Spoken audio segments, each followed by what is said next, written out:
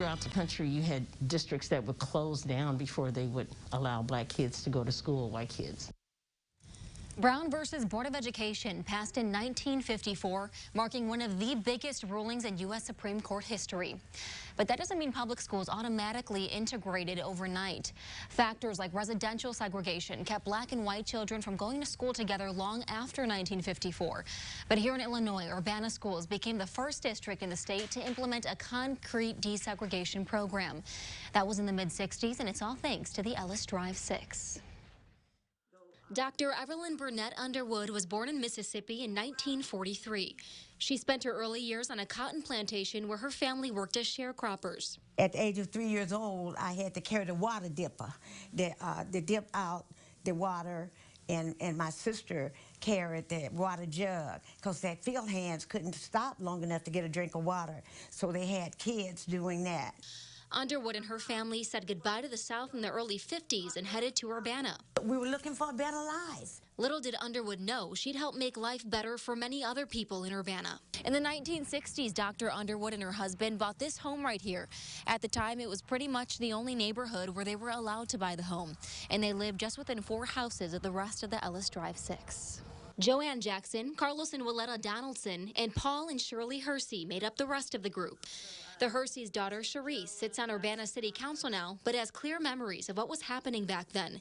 She was in kindergarten at the time.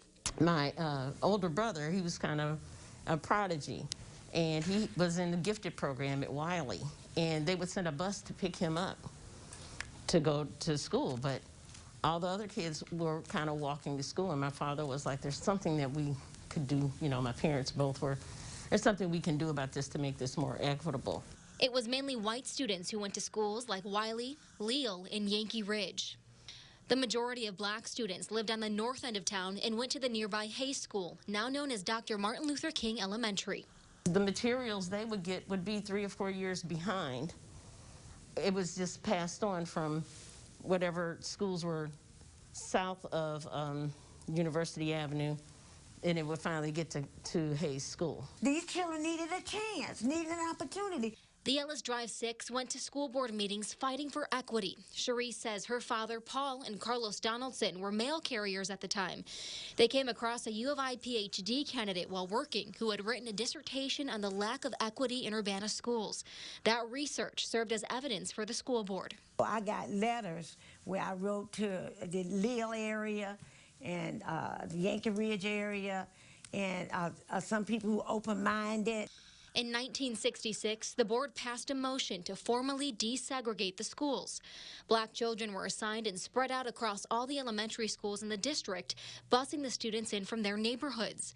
Cherise says this busing plan eventually became the model for other districts across the state. Some people had to ride the buses to keep our children safe once the desegregation, integration was implemented, because they was, the white communities of some of them was so angry. But people like Underwood didn't back down.